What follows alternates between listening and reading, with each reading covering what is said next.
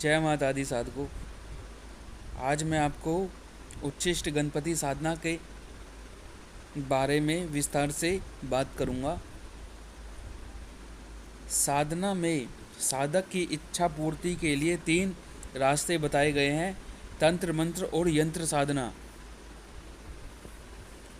ये साधक की इच्छा पूर्ति के लिए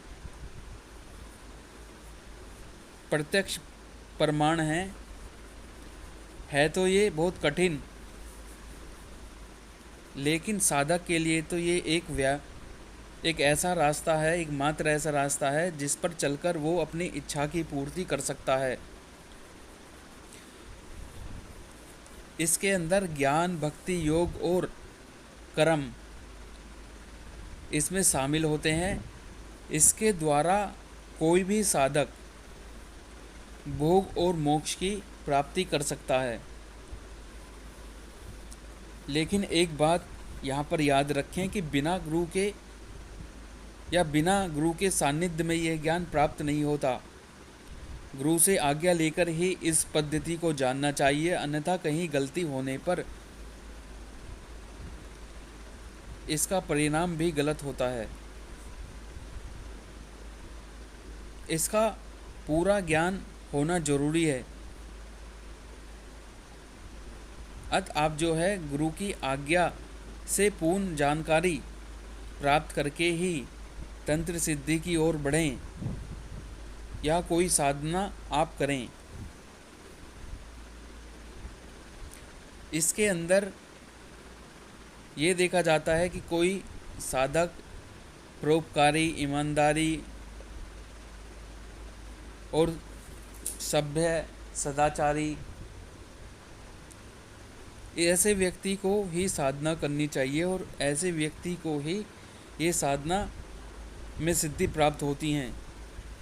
कोई भी नास्तिक व्यक्ति को तो तंत्र की साधना के बारे में बताना ही नहीं चाहिए, ना उसे कोई देना चाहिए। मंत्र अपने आप के अंदर एक गोली की तरह काम करते हैं।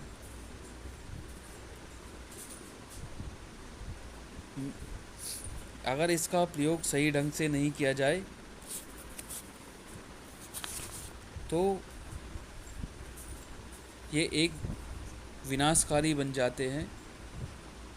अगर इसका प्रयोग सही ढंग से किया जाए तो ये लाभकारी बन जाते हैं। साधना हमेशा परोपकार के लिए, जन कल्याण के लिए ही करनी चाहिए। यदि आप ये साधना किसी के कल्याण के लिए करेंगे तो आपका भी कल्याण निश्चित होगा। बिना मांगे ही आपको सब कुछ मिल जाएगा। वैसे तो तंत्र में 2 प्रकार के रास्ते होते हैं: दक्षिण मार्ग और वाम मार्ग, और दोनों ही प्रकार से आपको तांत्रिक सिद्धियां प्राप्त होती हैं। और जल्दी सिद्धि के लिए आपको वाम मार्ग का रास्ता अपनाना पड़ता है। यह मार्ग पूर्ण तरीके से एक समसानिक मार्ग होता है, पैशाचिक मार्ग होता है। इसमें ओंघड़ साधक ज़्यादा साधना करते हैं, लेकिन दक्षिणा मार्ग में ऐसा नहीं होता। उसमें एकदम सात्विक रहना, पवित्र रहना पड़ता है। पर सिद्धियां दोनों प्रकार से हमें मिल जाती हैं। सबसे पहले मैं आपको इस मंत्र के बारे में बताता हूँ। यह मंत्र किसी भी महीने के शुक्ल पक्ष की चतुर्थी तिथि से अगले महीने की चतुर्थी तिथि तक इस मंत्र का जाप 1000 बार यानी कि 10 माला का जाप आपको करना पड़ेगा। स्त्री संग नियमित रहते हुए भी आप ये जप कर सकते हैं। और एक चौकी पर अंगूठे के बराबर गणेश जी की स्थापना करें और उनकी प्राण प्रतिष्ठा करें। फिर आप प्रतिदिन उन्हें शहद से स्नान कराएं और गुड़ से बनी हुई खीर का नैवेद्य आप उन्हें अर्पित करें। धूप दिखाएं, पुष्प चढ़ाएं, दीप दिखाएं। भोजन के बाद भी आप बिना आचमन किए हुए झूठे मुंह से ये साधना कर सकते हैं। इसमें आपको एक पान ले लेना है और वो चबाते चबाते भी आप ये साधना कर सकते हैं। मोदक खाते हुए भी आप ये जप कर सकते हैं। इस साधना के अंदर आपको पहले एक विनियोग करना पड़ेगा। विनियोग, पहले आप हाथ में जल लें और आप एक विनियोग पढ़ें।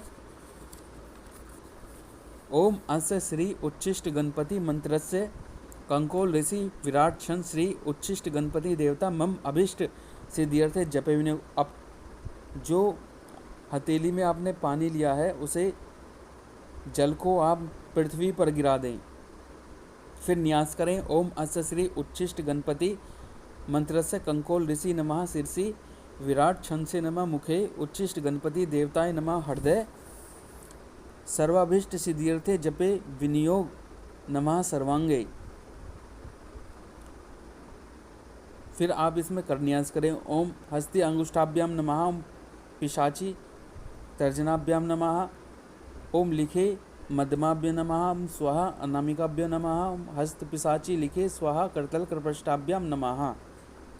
फिर आप एक मंत्र का जाप करेंगे जो कि इस प्रकार है। ओम हस्त पिशाची लिखे स्वाहा। ओम हस्त पिशाची लिखे स्वाहा। ओम हस्ति पिशाची लिखे स्वाहा। ये मंत्र मैं आपको नीचे भी लिख दूंगा। इसके अंदर आपको पूरी श्रद्धा बनाए रखनी है, पूरा विश्वास इस मंत्र पर रखना है। फिर आपके